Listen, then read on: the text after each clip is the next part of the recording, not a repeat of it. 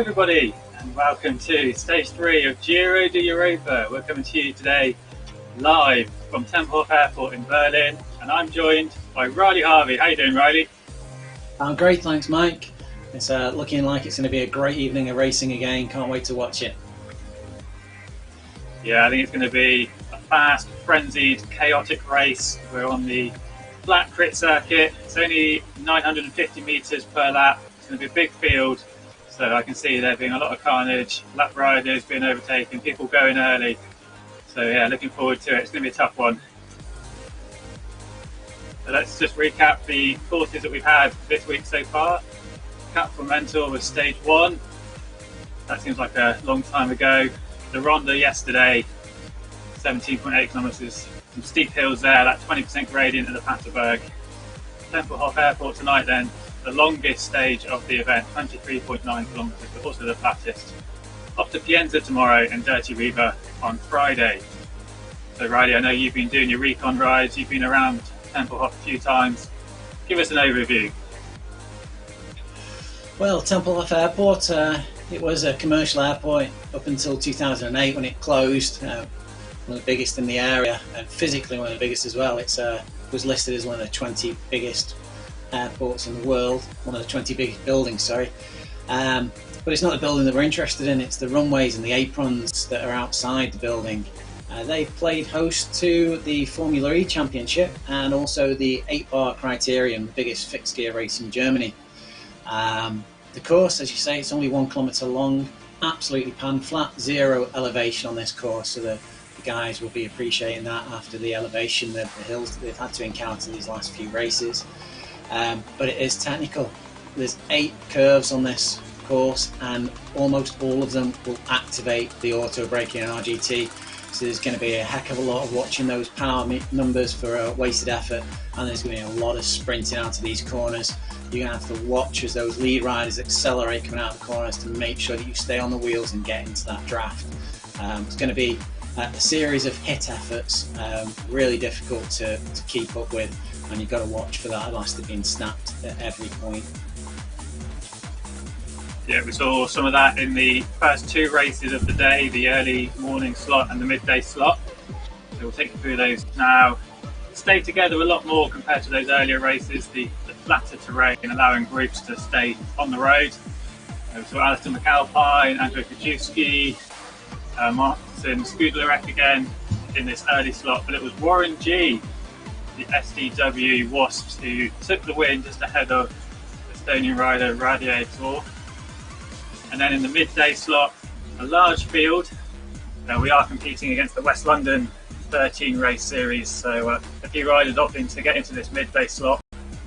And we saw a good performance by the ODZ teams, Jerry Dalport staying with the group into the top 10.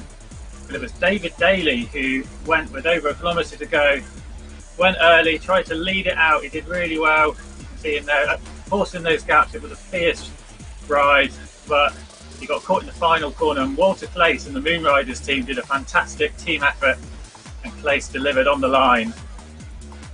So there we go, there's race 1, Warren G at the top there, 35 minutes 48. You can see it was pretty close between that top 5, 1.4 seconds. And then in race 2, as I mentioned, Walter Clace for Moon Riders, Scott Carey in 5th, Stefan O'Day in 8th, and Francois Eicher in 12th.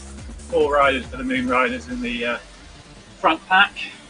Sam Kimber, our winner of the midday race on Monday and Tuesday, finishing 6th today, nicely in that front pack, but you can see how they were 2 minutes quicker. That just shows how fierce the racing was. So let's have a look in a second, and we'll look at the overall leaderboard. Any standout performances there that we should have made sure we highlight, Riley? Well, I think the fact that the Moon Riders worked together and Woods Clace coming over to take that win, it was interesting, but you've got to look at David Daly. He's been performing every day in this series. Not really been up there in the first places. It's been kind of third, I think, in most events in a smaller field where there's not been a great draft. Been getting some really fantastic times in, but to go with that sort of a distance today and really make a race of it, he had everyone chasing him, and for a little while it looked like he was going to make it stick. it must be very demoralising to get caught so close to the finish line now. Yeah, I spoke to him afterwards. He was kicking himself that he managed to stay away for so long and get caught in the last 100 metres. But here's the overall leaderboard then after those Audi races. James Melville currently in the lead, just ahead of Walter Clayton, Sam Kimber, John Samoon fourth and David Daly in fifth. So 2-minute lead for Melville, but it's still pretty close. Lots of opportunities for riders to switch around. Perhaps not so much tonight because it is a flatter course, but with the 2 Helio courses to come in Pienza and Dirty River, I do expect a lot more changes in this overall leaderboard. Right, I'm going to get myself ready, and Riley, I know you've got an update on your rider of the day from yesterday and who's won our mug as well. Yeah, so as everyone knows, we're giving away prizes during this series. We're lucky enough to have hooked up with Element and have some of their hydration powders. They're a fantastic powder. We're giving away packs of 30. They're a retail value of around about £45 to the winners of that Riley's Rider competition. After the event, I'm suggesting a few riders, but we're encouraging as many people as possible to go to the Facebook pages, vote for the rider that they feel has been the most combative, the most interesting to watch. Yesterday, that turned out to be a fairly cut and dry one, with Francois Rijker really getting a lot of opinion, garnering a lot of votes there. There were everyone else in the list got plenty of votes as well, but it was Francois that seemed to be the standout rider there. We're also drawing from the complete list of finishers for the day for a Giro d'Europa mug. It's a piece of memorabilia for everyone to keep, so a reminder of the event series that they've taken part in. It's not just for the winners of the events, it's for anyone that takes part in the event and completes the course, but you do have to register on the Google Forms for us to know who you are and to know your details to make sure we can get these prizes out to you. The Giro d'Europa mug went yesterday to Alistair McAlpine, and I'm really looking forward to him getting that out and enjoying it, getting some photographs back from him, having a brew in his mug. Anyone that isn't lucky enough to win one of those mugs during the competition can go over to vcyclingnews.co.uk, that's vcyclingnews.co.uk, and buy themselves one. It's what I'm going to have to do. I'm looking forward to getting that and enjoying my brews out of it. But we're back to the racing now, warming up in the pen, and just about to hear the gun go and for the rider to get off. You can see all the power levels turning red there as the riders really crank it up on the start line, nobody wanting to get left behind. And we've got Henite Trains, one of the first riders going off the line there. See Paul Padell in the mix there in the front group. Can't see who's quite just breaking away at the front at this moment. Can see James Ogilvie back there. I think that's Rob Miller in there as well. Ryan Deadpool and Friday Crits there out in the front. And at any time that we've got the power numbers showing up there on the top left hand corner, if you look for when they're going red, that's when the riders are either bumping into the back of another rider and auto braking's being applied, or they're entering into a tight corner and the system is bringing their speed down, and it's showing that, it's indicating that by making the power numbers go red. We're here with Will Stone at the moment. It's just dropped back into 11th position, 12th position after a couple of technical corners there.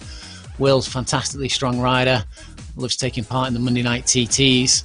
Can expect to see a good sustained power output for him throughout the whole of this race. He has recently been suffering from an injury though. He's been off the bike for a little while and lost some of the power that he has, and it is displayed in early races in the season. With Togeem here, see Togeem there, he's having to power 400 watts. It's not an easy race, this one. This is one way you are putting in sustained efforts all the way through and trying to push out the corners at the same time.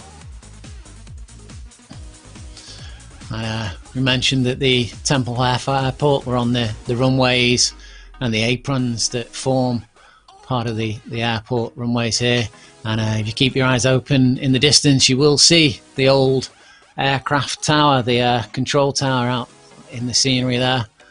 This Henite Train goes through to the front. We can see Hederdam in the middle of the picture there. Casper Hederdam putting out 365 watts.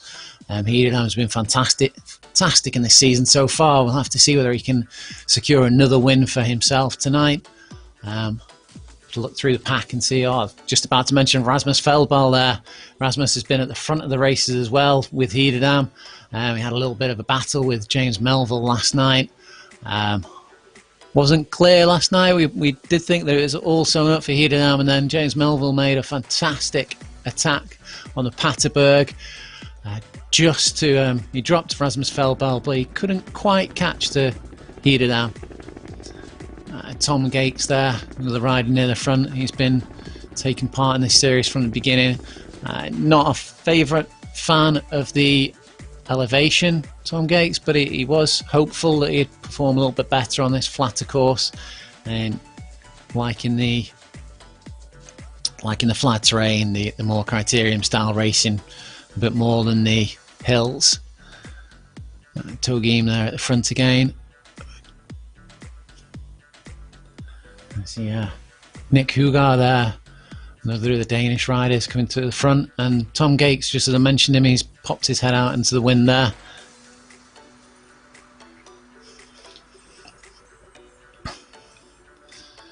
You see it's been an aggressive start. It looks like it's about to settle down a little bit, but there looks to be a pretty big split in this field. Only about 21 or 22 riders in this front group.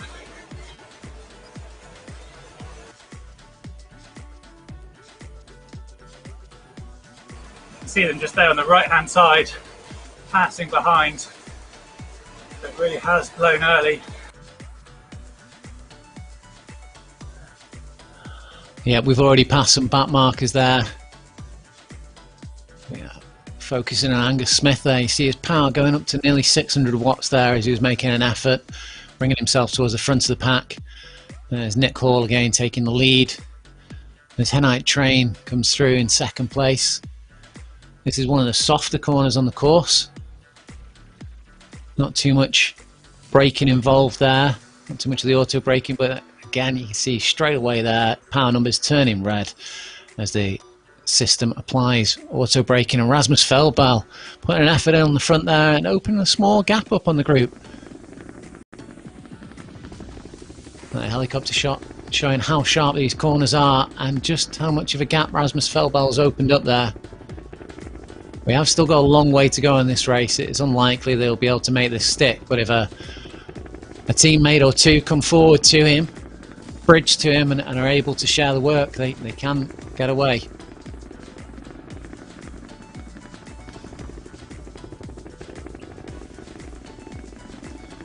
So we go under the black marker again.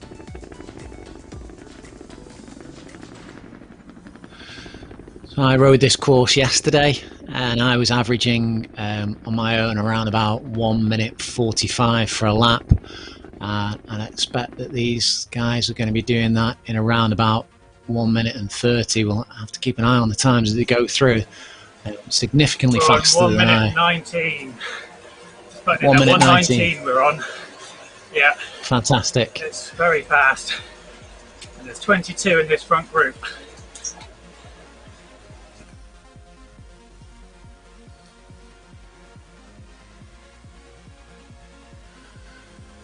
So we've had an early selection there. What we might see coming up soon is as we're approaching one of the groups on the road, you may just see one of the riders making a sneaky attack, bridging to one of the back markers on the road, taking a small breather and then going again to try and just break this up again. But you can see easily there how with a rider pushing on the front it is stretching this out. Oh, Daniel Cadiz. It's the first time that I've seen him on the front there. Nick Hall again. Easy to spot in that bright yellow kit. Coming past one of the back marking groups here. You've got to be careful for the auto braking. You do have to push when you're coming near to these groups.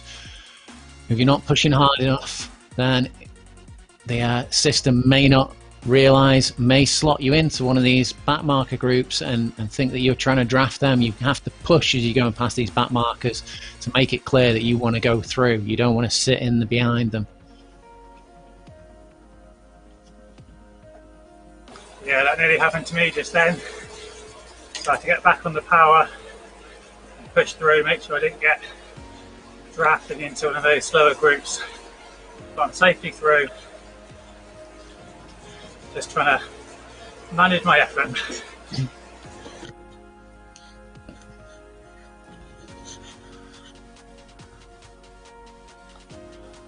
A lot of the lighter riders finding this one of the more difficult courses. Flatter courses do suit generally bigger riders.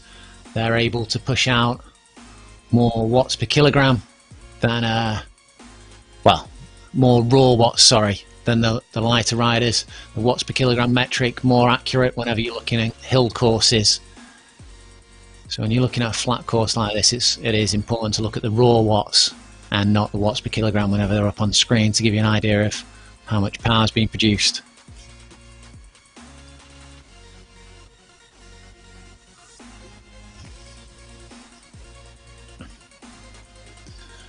I'm just keeping an eye on the back of this group now, seeing if we're seeing any of the riders suffering a little bit.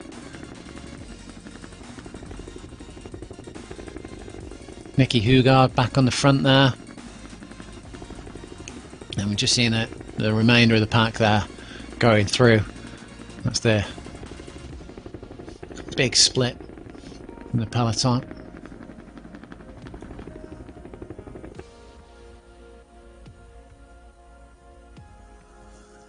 And we've got the second group on the road there. Yeah, it really is a big split. Surprised at how early it did split and how big.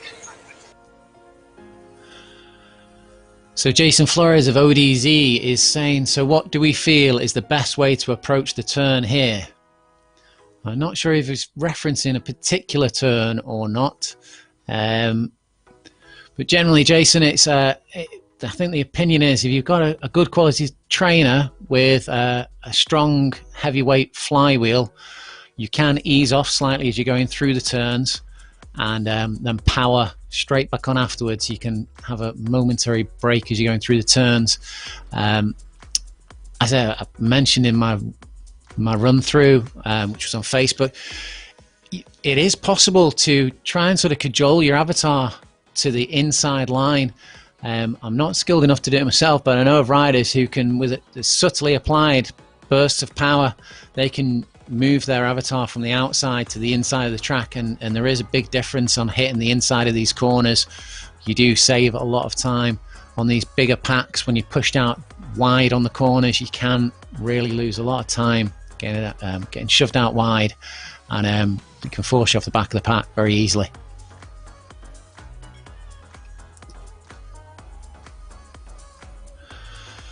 Yeah, so Jason just elaborated there. On the gentler corners, hold your pace. Just keep the tempo rolling through. They're not going to apply much active braking on you. On the harsher corners, I think it's possible to have a small breather as you're going around there, and then come straight on the power afterwards and sprint out like you would in a real crit race.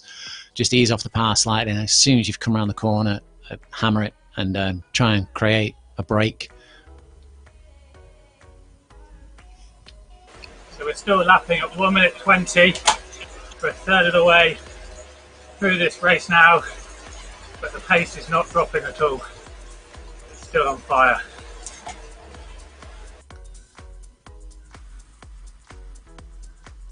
And Tom Gates, who's been our second rider on the road there for some of this week, he's pushing his way forward there. He did say that he was going to enjoy this terrain a little bit more than some of the other racing he's been doing, and it does look like that. He's pushing his way up there into the higher placing positions. You saw him come round tight on that corner, taking the inside track, and it's already moved him up into fourth and second.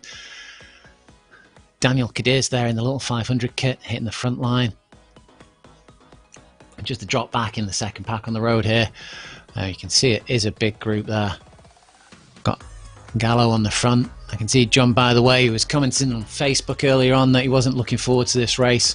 a lighter rider, fan of the hills, the drawn out climbs like Stelvio, and he's doing pretty well, holding position there, 43rd.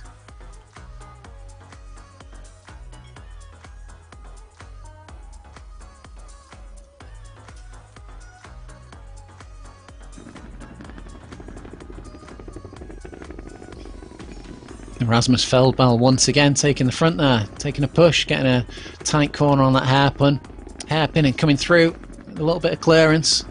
Henite trainer Angus Smith there having to push hard to keep in his draft. And Nicky Hugar, his countrymate, I'm not sure if they're teammates in real life, just coming through there, taking a little bit of the work on the front, keeping the pace high.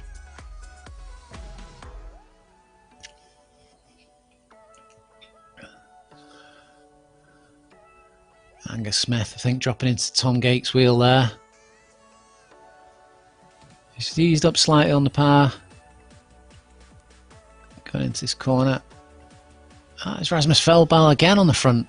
He's really pushing hard in this race. Keeping the tempo really high.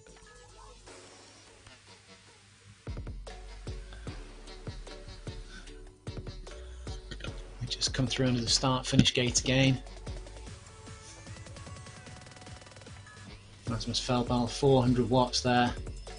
He's hunting out to win. He's been close the last two stages, but hasn't actually made it over the finish line first. This could be the night for him.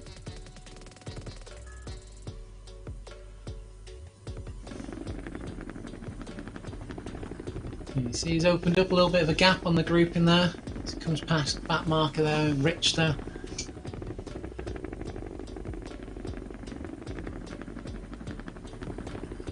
Corvig there, 48th position. A little bit of can be a little bit confusing now whenever the pack is following. I think Rasmus Feldball and Colvig are in the same kit there, and it's possible that some of the pack might be thinking that Colvig is actually Feldball.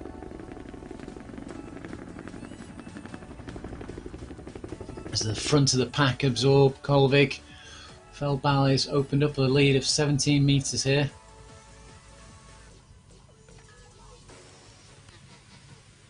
Angus Green, Henite train, trying to close down that gap.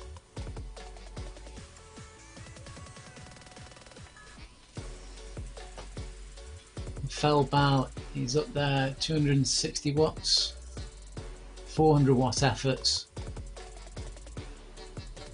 Pushing hard.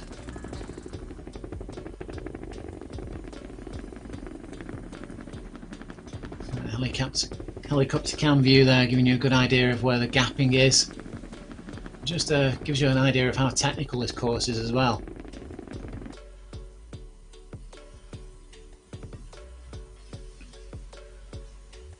Henite train, another rider who's been on the front and active. 400 watts there, just see he's eased off slightly in that corner. Oh, Feldball eased off, Angus Smith's gone through it and into the lead. The pair of them are off the front of the group though. Feldball's up to him, past him. Will Angus Smith work with him? It's still a good sized group in behind. Plenty of opportunity for these guys to work together. 20 riders. So 2 riders on the front, not too much to worry about just yet.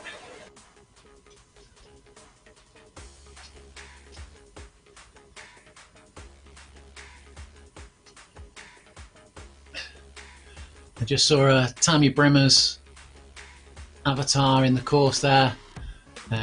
Tammy Brimmer of TLB Velo Photography is in the course, taking some professional shots tonight of the action. We'll be sharing those on Facebook later on. Anyone who's seen Tammy's work, it really brings the races to life. You'd be easy to forget that you're looking at a virtual race whenever you've seen the shots that she brings. Really brings all of the racing, the avatars, the skyline to life. Captures some great scenery. I think a few of the riders are watching the stream. They're giving us waves, a little bit of showboating. Maybe they're just trying to get in one of those photographs from Tammy.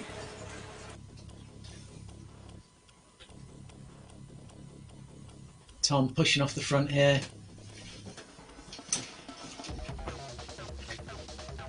Eager to get himself some screen time. 550 watts. It's very aggressive riding.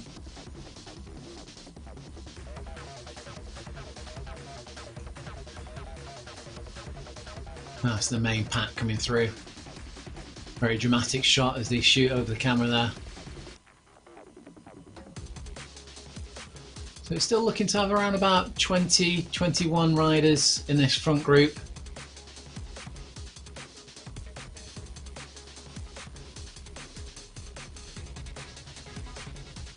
I think our time is going to be close to the midday slot.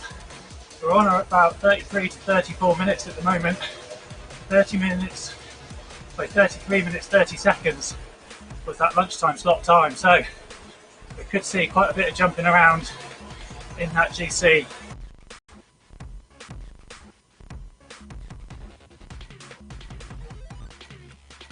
There's certainly some good engines in this race pushing it forward.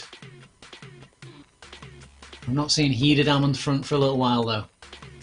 Wonder if he's got more to offer.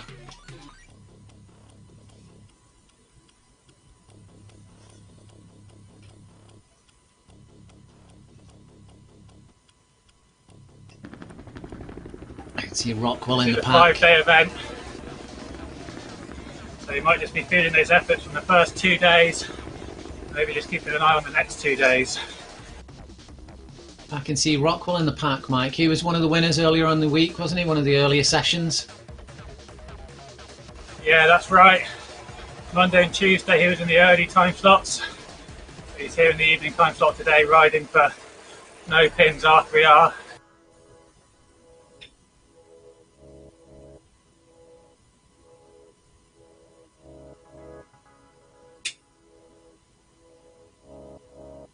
Still waiting for some thinning out of this front group. It's they're sticking together quite well here.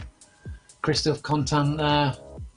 Just seen Hederdam's name bouncing around again, so he is tucked away in that group nearer the back, enjoying some of the draft.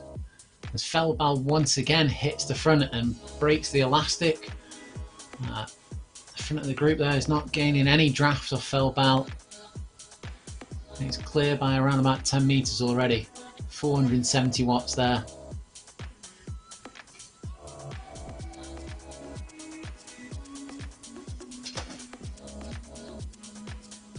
Hen Night Train, first rider leading the chase.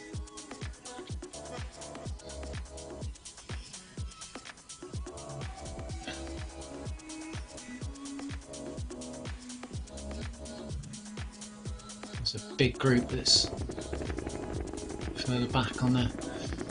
You see Feldbal here approaching very quickly onto the group of riders, that big group of riders, and he'll enjoy a brief respite there as he gets to them, and a little bit of drafting advantage as he comes through the field. Wonder if that's part of his tactic. There'll also be a little bit of confusion as he goes through that field because riders won't be 100% sure who they're actually chasing.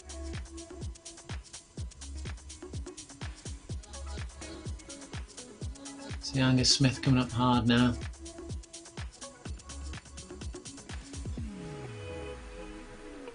Rasmus Feldbal puts in another effort around that hairpin, and he's into that group.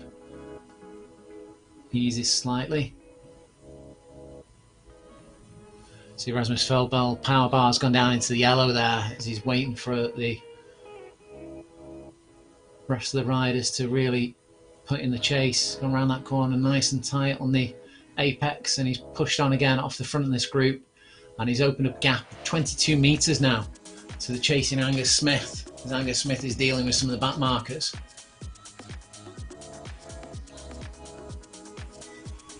That's our two groups going through there.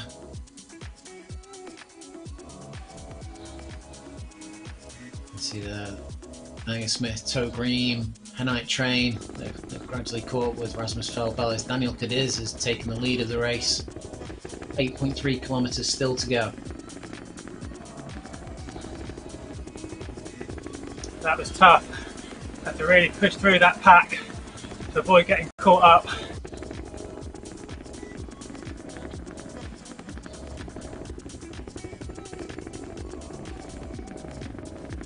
We see Hederdam now. Another Danish rider's taking the lead of the race. I do wonder how much of the fatigue is in his legs from the last 2 days' efforts.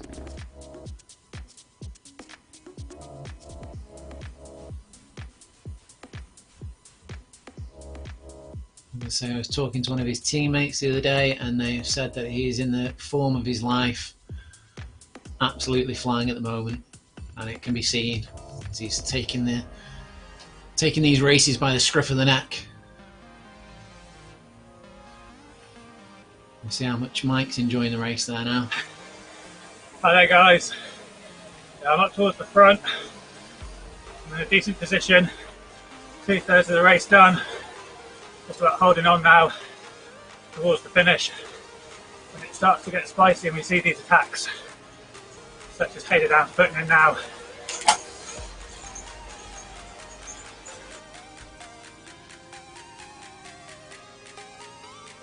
Hederdam, Nicky Hugar, his countryman on his wheel there. You've got Gavash just behind, Daniel Cadiz as well. Nick Hall pushing forward a little bit, seeing the danger from these 2 riders on the front. Making sure he's well positioned. Casper Hederdam once again at the front of the race.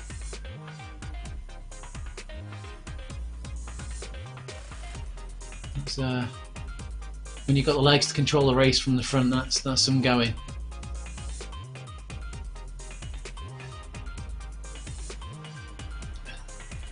Daniel Cadiz comes through over another back marker, round a tight hairpin as we head towards the start-finish straight once again.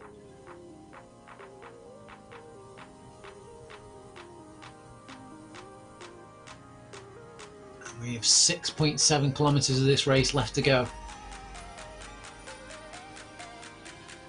Still a group of around 20. There's not been too many dropped out of this group since we had that initial separation.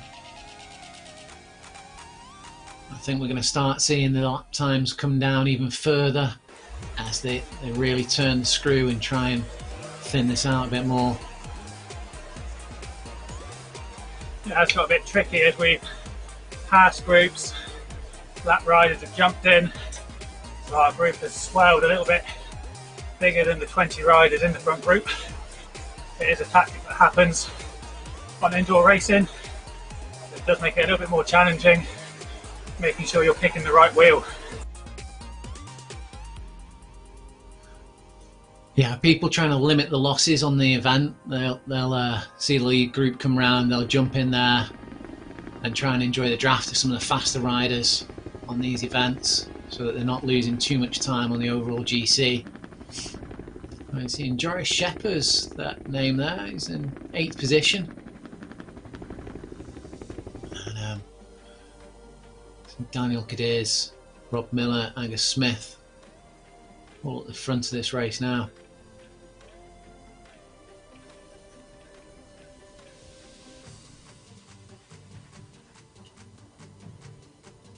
.6 kilometres left to go. It's only 5 laps. And at just over a minute a lap, that's not much time at all. Toe Green hitting the front there.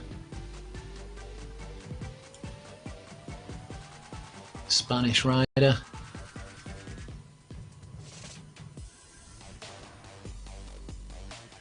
We are seeing frequent repeats of the same names hitting the wind here at the front of the race though. Headnight Train's been there frequently. Tom Gates there a lot. There's Daniel Cadiz, and obviously there's Hederdam and Rasmus Feldbal.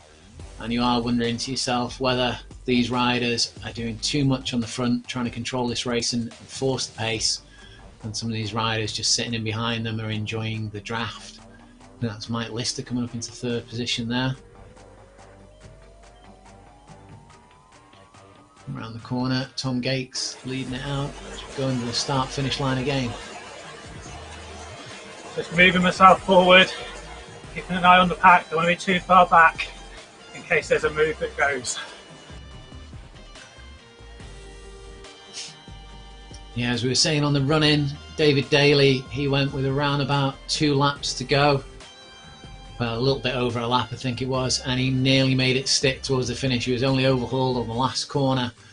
So it is possible you're going to see an effort like that. And with some of these riders in here, you can see Casper Hiederdam, Rasmus Feldbal going from even further back than 1 kilometre. They've got the sort of legs that will take them all the way to the finish from about 2 kilometres. Will make it difficult for anyone to overhaul them.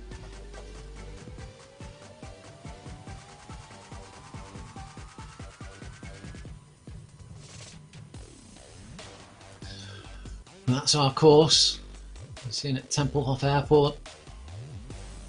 That whole area, that whole pale grey area in the middle is now a public park. And the airport building, the museum, and the track's used for all sorts of different events now. Wouldn't be surprised if the German version of Top Gear is held over there. As Hiederdam once again forces himself to the front with Daniel Cadiz, watching him carefully. And Roubaix coming through there as well, Nick Hall. I think we've now got the front group slimmed down again to the riders who are actually in that position. Hiederdam's shot off in the front there. He's put an effort in. That last lap was 1 minute 23, so I thought it was slowing down a bit, but Hiederdam is now going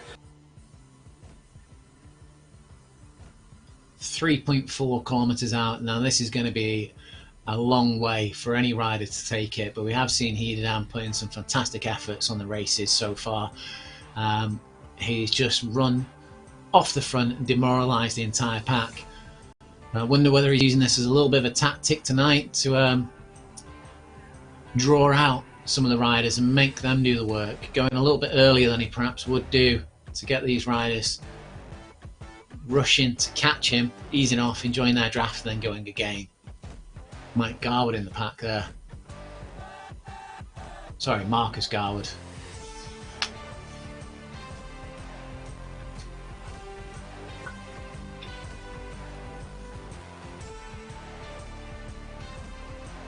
Another great rider, rode in support in K2 Let's Ride Across America, a Tabor attempt this year. He rode a lot of time with her, keeping her company.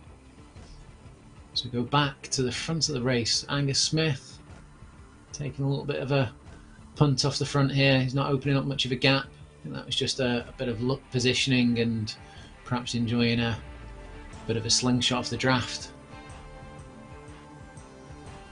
Rasmus Feldbal. This is his power bar going red. Angus Smith there, keeping away at the front a little bit.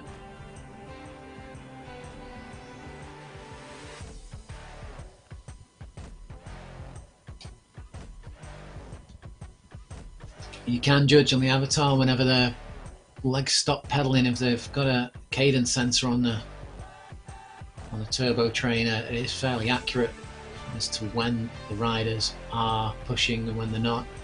Once again, Hiederdam on the front of the race.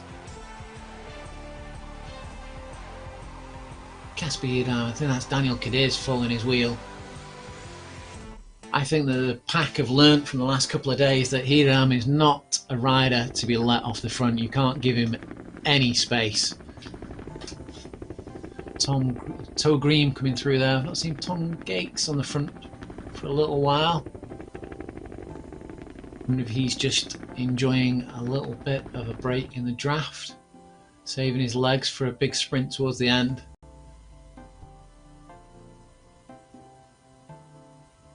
It's the first time we've seen Anthony Dubray highlighted, back in 16th position at the moment, pushing out 470 watts there to keep his positioning. Hit another sharp left-hand corner. Hiederdam again at the front of this race. I think that's Rasmus Feldbal with him. It's Daniel Cadiz. Daniel Cadiz running through there with Hiederdam.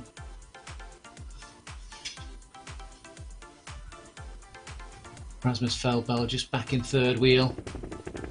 Angus Smith watching them like a hawk.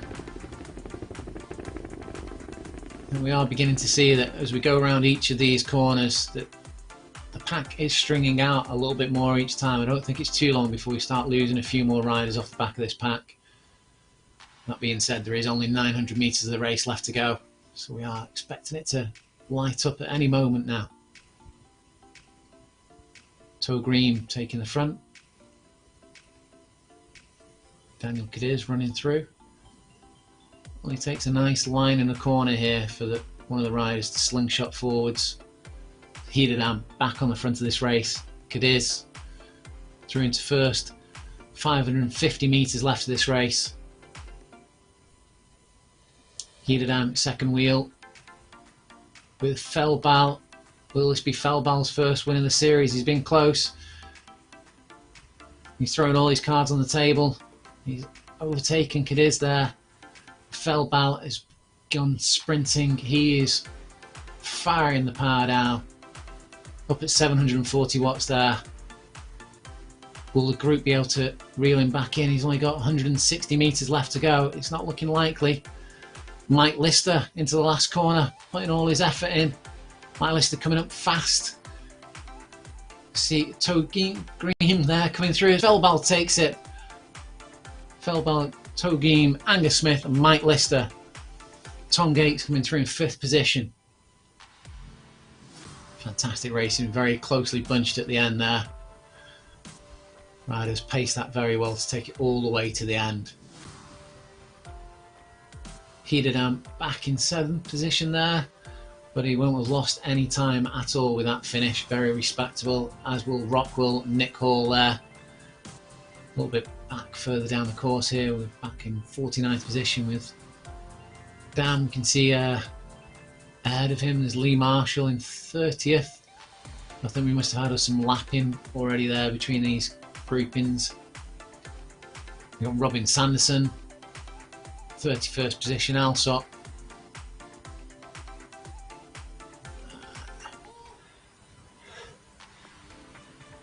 Going to hear a thing from Mike Lister now, he's just catching his breath. Yeah, so that was a good finish. Didn't go quite as the rule book, we thought it would go a little bit earlier. Bad Bull pulling off with about 600 to go. I nearly caught him just before the penultimate corner, but it wasn't quite to be. And then Jeem and Smith just managed to overhaul me on the run into the line. Good result for Tom Gates up there in 5th. We know he was looking forward to this race. Iki Nixon in 6th, Hidadam in 7th. Big numbers there again, look, 4.8 for Feldbau, 4.7, 4.7. So decent numbers. Tom Gates 3.8. Efficient riding by him. Jim Ogilvie up there in 14th. And Henout Train for ODZ just ahead of him in 13th. Good performances by those guys. So yeah, 20 riders just over in that front group managed to stick together. I'm just going to catch my breath a minute, and in a second we will see what's happened to the overall standings. So the race is still going on. We've got the positions here. We've got Alsop and Robin Sanderson fighting together there. 70 metres left to go. Robin Sanderson putting in a late sprint, trying to catch Alsop, and Alsop just holds it over the line. Ryan Deadpool of the Friday Crip coming in now. He's got a big group chasing him. It looks like he's going to hold it to the line. Well done, Ryan. I know he was looking to get some screen time tonight. He's been watching and following. So, Ryan, there you go. There's your screen time. Thanks a lot for tuning in.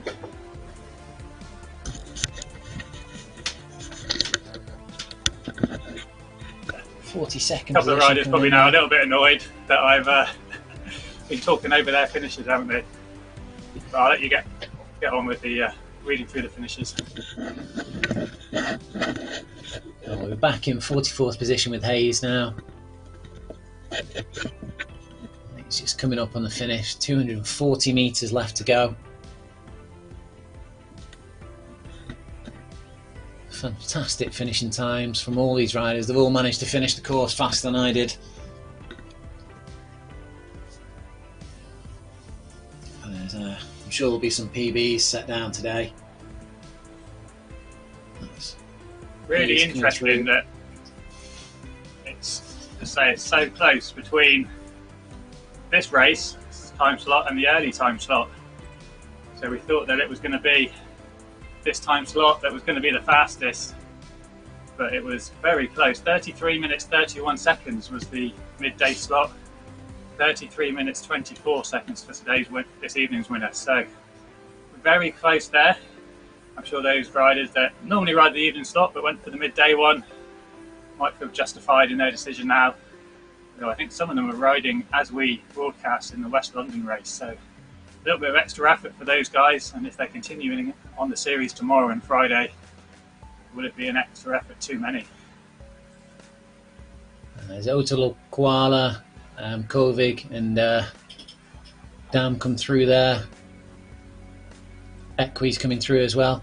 I did get to catch up with Francois Riker earlier on today, and he was saying that he'd spoken with a few of the guys and they were going to ride the midday slot for a number of different reasons, but one of their main objectives was to not lose time over the evening slot, so that there was a few of those riders riding together to keep pace extremely high all the way through that race, for competition wise, but also they wanted the overall competition. They wanted to be still competitive in the GC. So yeah, it looks like they've achieved their goal there. Yeah, we saw the ODZ guys, they were streaming the midday slot as they've been doing all week, so thanks a lot to you guys for bringing us extra coverage of the midday race. And we were watching that, and you could really see that it was fast laps, it was a very ferocious pace, and yeah, despite being a slightly smaller field, you can see that they really did lay down that pace. So here we go then, the series standings updated for stage 3, and all 3 races now complete. And it is Casper Heiderdam still on the front. His lead is under 1 minute, 57 seconds there, back to James Melville. And Rasmus Feldball, tonight's winner, he's there in 3rd place currently, 1 minute and 3 seconds further back. Could all change. We know we've got hilly courses to come. Daniel Cadiz in 4th, Nick Hall in 5th, Christophe Contant 6th, Patrick Roubaud in 7th, Angus Smith in 8th. Joris Shepard's still doing well.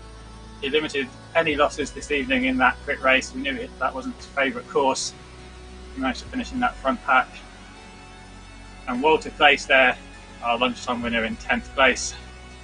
I stay in 11th, and Sam Kimber in 12th. He's been doing the early slots, so he's doing well to stay right up there near the front of the pack. Anthony Dubray in 13th, Gamache 14th, Alex Rockwell racing in the evening slot for the first time, gained a handful of seconds over some of those early slot riders. John Samu, David Daly, Francois Riker, who we saw in those midday slots. Romuald Garcia there in 19th. We haven't seen much of him on the road, but it looks like they've been fairly consistent, sneaking into the top 20. Looks like they had a pretty decent ride on Deronda, and they managed to finish in the front pack today. And then Marcus Garwood rounding out our top 20. So 5 minutes, 6 minutes or so from 20th up to the podium. And we've got round about still an hour and 15 minutes of racing still to come. So I imagine we will see this jumping around a bit. Right, that's the top 20. Riley, what did you make of that? Great job again on the commentary. Who are you thinking are your current top 3 riders of the day? Well, from today's racing, I've got to pick out Tom Gates. I think he was saying that he was going to perform well on this race, and he definitely delivered. He spent a little bit of time on the front of the race, but he also managed to get in the draft and was really efficient. So he saved loads of energy and managed to push through. You mentioned Joris Shepard there, a lighter rider, not suited for this terrain, finished really well. And Angus Smith, I think, as well. He stood out for me a little bit in this race. Heiderdam, got to mention him as well. He's been racing fantastically, as has Rasmus Feldball. But yeah, I think those are my 3 Riley's riders. Tom Gates, yeah, he's my man for tonight. I think he did really well. I was impressed. Well, I asked for 3 and he rattled off about 10 names there. I got to add in there the Moon Rider guys from lunchtime. They put in a great show. David Daly, he really lit up that final lap as well. He was so close to doing a 1 kilometre sprint to the finish. He was unfortunate just to get caught, but he was the only rider we saw today really try something in the penultimate lap. And Warren G as well, he's been consistent in those early races, in the early morning slot, and he got rewards today with a win as well. So a lot of choices. We'll get the Facebook poll up just after the broadcast, so please check it out. And yeah, I'm sure it'll be a competitive fight for the electrolyte drinks from Element. Definitely, yeah. I'll try and keep it just to 3 on my my recommendations, but it's on the RGT users. It's a poll. You can vote for who I suggest, but you can also add your own riders. It is about the viewers themselves, about your opinions of the racing. So, you know, please don't be swayed by my opinion. You can get on there and add your own rider in, and you know, give a little bit of promotion to your own riders, your own teammates. Get them over there. Get some voting done. Yeah, I think maybe the ODZ guys have maybe been sneaking in on the poll. I don't want to put any unfair play in their hands, but they've been supporting each other. It's a fair tactic. There's a lot of clubs in the event, so yeah, like Riley says, get out there and support your teammates. Yeah, Jason Flores from ODC has been watching this evening, so I'll just give him a shout out, and also John Samu, Ned Bowen, Anton Renew.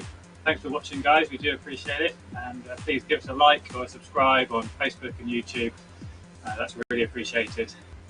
What have we got coming up tomorrow, Riley? We've got Pienza, haven't we? I know that's the course that you rode. You've been testing all of these.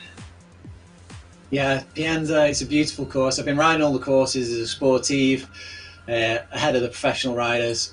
So Pienza, one of my favourite courses on RGT after Formentor. It's probably my top one. Pienza, it's great. You start off outside the city walls. Slight climb before you drop onto the Strada Bianchi, and a massive descent. There are a few sharp turns on this course, and one of them comes in the Strada Bianchi there as you turn a sharp left, scrubs your speed off, and then you work round to the right hand side, hit straight away by a nice little short sharp power climb. Moving away from there, a few rolling hills, hooks around to the left hand side, another one of these power climbs, and then you've reached the elevation, the most of the elevation on the back side of the course. Goes into a few rollers, another descent down, and then you turn hard right. Again, you've got to watch out for the auto braking on there.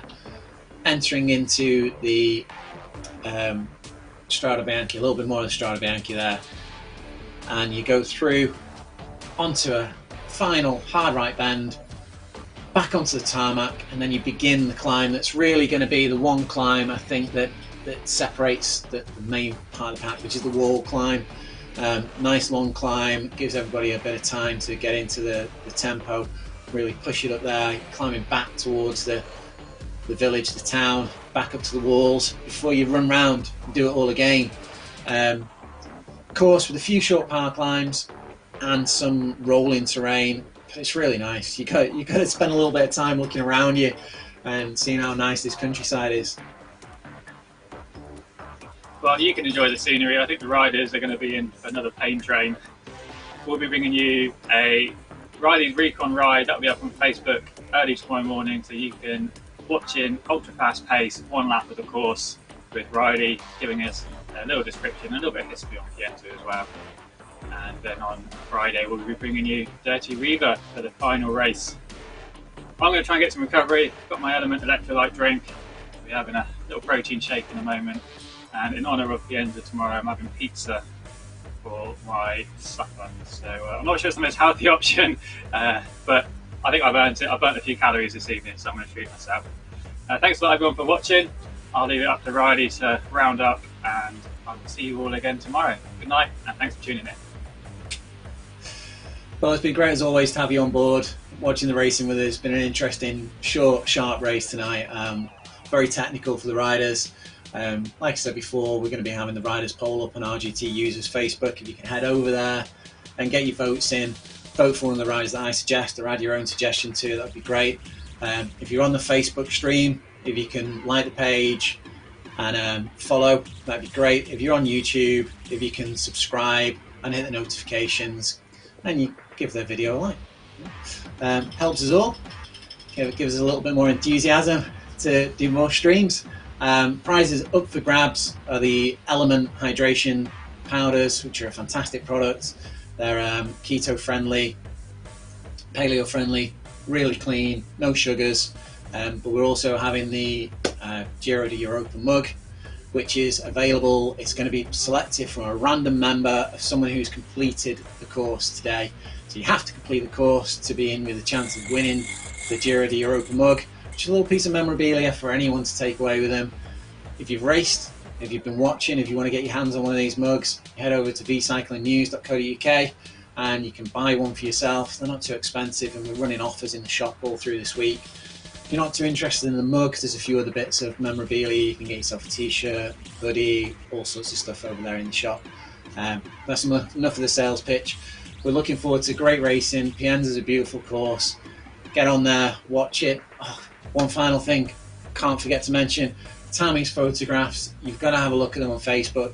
You won't believe they're from a virtual racing event. They are that good, they're that interesting, and they just pick out the life, the action in the event, and we'll have those up on Facebook. Hopefully later on tonight. Tammy's got to go through them and select the best photographs, trim them, etc. But they're really worth looking at. Have some on the Facebook page later on, and I'll send some out through Instagram as well. So if you don't follow us on Instagram already, we're on Virtual Cycling News, V-Cycling News on Instagram as well. So follow us on Insta. Why not? We occasionally put out some interesting stuff. Great having you along with us, and we'll see you tomorrow for another great event. Have a great evening. I'll see you soon, Mike. Cheers, Riley. Cheers, everyone. See you tomorrow.